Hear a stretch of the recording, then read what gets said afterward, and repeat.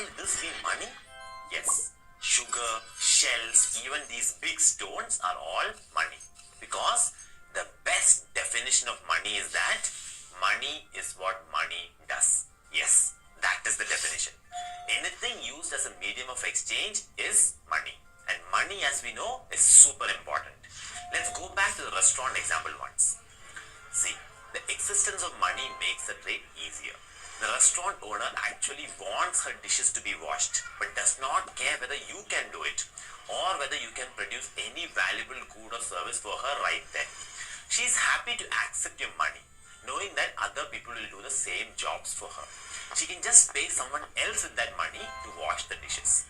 Such a convention allows trade to be roundabout and more complex, whereas it has to be very simple in a barter economy. A complex series of actions can be done with the 2000 rupee note that you give here. The owner accepts your money and uses it to pay her chef. The chef uses her paycheck to send a child to daycare. The daycare center uses this tuition to pay a teacher, and the teacher in turn might hire you to mow her lawn. As money flows from person to person in the economy, it facilitates production and trade, thereby allowing each person to specialize in what she does best and raising everyone's standard of living. So, money is defined as anything used as a medium of exchange is money. But how does it become a medium of exchange?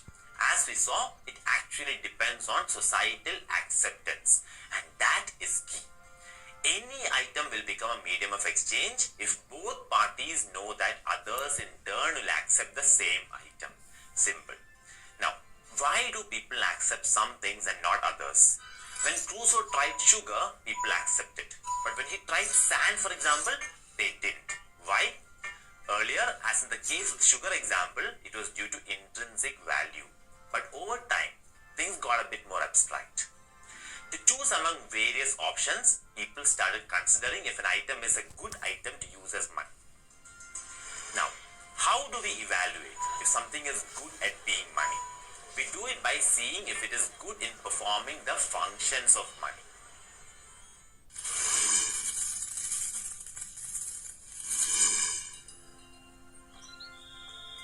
So what does money do then? What are its functions? The basic definition of the functions of money is that money serves as a medium of exchange, as a store of value, as a unit of account, and a standard of deferred payment. So first, medium of exchange. Money's most important function is as a medium of exchange to facilitate transactions. Without money, as we saw, all transactions would have to be conducted by barter, which involves the direct exchange of one good or service for another, like coconuts for shoes. The difficulty with a barter system is that in order to obtain a particular good or service from a supplier, one has to possess a good or service of equal value, which the supplier also desires. In other words, in a barter system, exchange can take place only if there is a double coincidence of wants between two transacting parties. The likelihood of a double coincidence of wants, however, is small and makes the exchange of goods and services pretty difficult. Once money is introduced, it effectively eliminates the double coincidence of wants problem by serving as a medium of exchange that is accepted in all transactions by all parties, regardless of whether they desire each other's goods and services. Second function is store of value. Now, in order to be a good medium of exchange, money must hold its value over time. That is, it must be a store of value also. It is another important function. If money could not be stored for some period of time and still remain valuable in exchange, it would not solve the double coincidence of wants problem and therefore would not be adopted as a medium of exchange. Which is why Crusoe's coconuts or this guy's apples over here would not be good money material. They will spoil off quickly and does not hold their value over a long period of time. To do the store of value function well, the money should be usable after a good long period of time without a penalty, like part of it being destroyed or spoiled. Third function is unit of account. This is another important function. Consider Crusoe and his coconut to shoe problem again. Let's say he somehow solves the double trouble, that is the double coincidence of wants problem, and actually finds a shoesmith who wants coconuts. Now, another issue arises. How will they decide how many coconuts to exchange for one pair of shoes? How do you measure shoes in coconuts? Thing is, to measure anything, we need a unit of measurement, and that means a standard to compare against. Once a money is introduced, it becomes that standard of comparison. Once it can be established that a pair of shoes is worth 2 sacks of sugar and a coconut is worth half a sack, then comparison and hence exchange becomes possible. Thus, money also functions as a unit of account, providing a common measure of the value of goods and services being exchanged. Knowing the value or price of a good in terms of money enables both the supplier and the purchaser of the good to make decisions about how much of the good to supply and how much of the good to purchase. Fourth function is a standard of deferred payment. This refers to the expressing of the value of a debt. That is, if people borrow today, then they can pay back their loan in the future in a way that is acceptable to the person who made the loan. We will understand this aspect in more detail later. So, if anything does these things, that is the functions, it is money. And the better something is able to fulfill these functions, the better it will be able to function as money. Why would some money be better than others? Well, there are certain properties that various money can have that make some type of money better at performing the functions. Let us look at these properties of money next.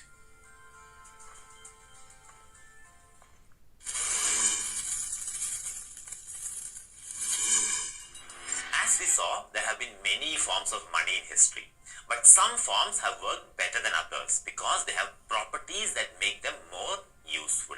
So what are these properties? The important characteristics or properties of money are durability, portability, divisibility, uniformity and fungibility, limited supply, and most importantly, acceptability. To illustrate how these properties are important, let's compare two examples of possible forms of money. On this side, we have a cow. As we know, cattle has been used as money, well, commodity money, at different points in history.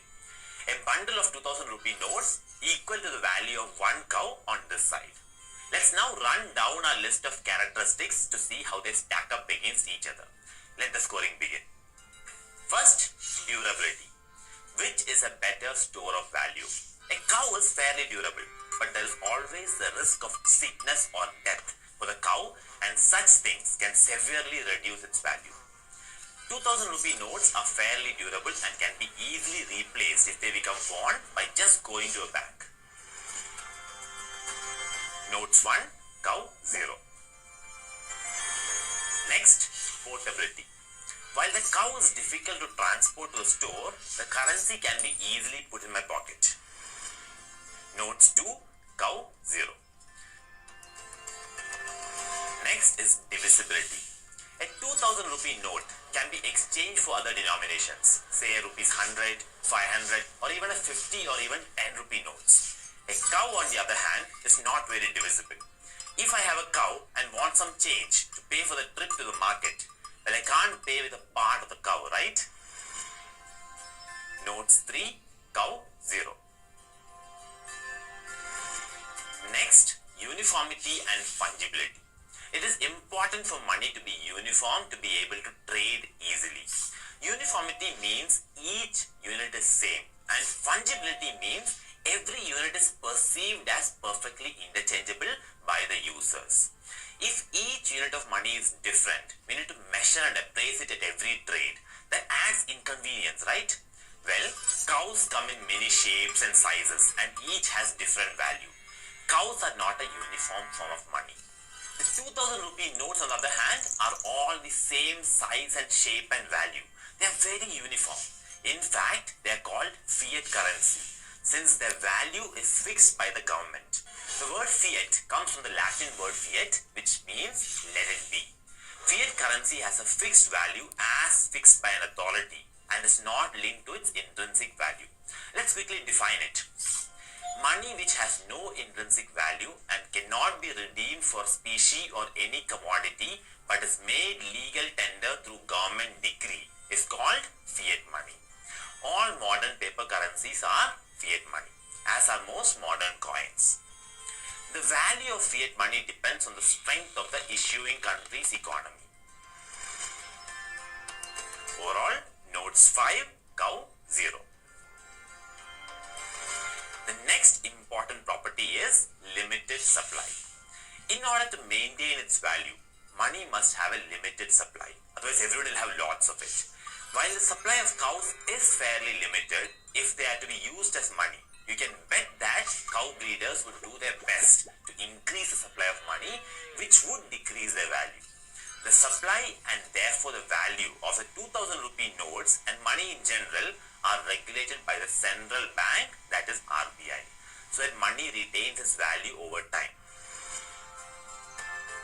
So we can say note 6, cow again 0. Finally, acceptability. Even though cow has intrinsic value, some people may not accept cattle as money.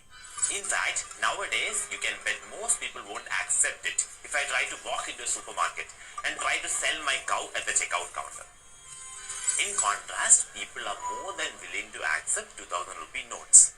In fact, the government protects your right to use the currency to pay your bills and to do transactions. You have a legal right to use it, and no one can refuse to accept the legal tender of a country within that country.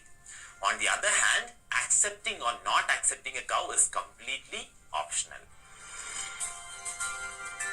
Note 7, cow 0.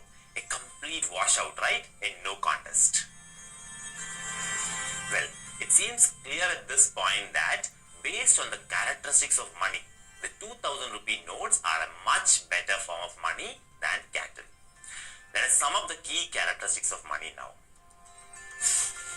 Durability, that is, it needs to last. Portable, that is, it should be easy to carry around, convenient and easy to use. Divisible, that is, it can be broken down into smaller denominations. It should also be hard to counterfeit, that is, it can't be easily faked or copied. It must be generally accepted by a population and it should be valuable.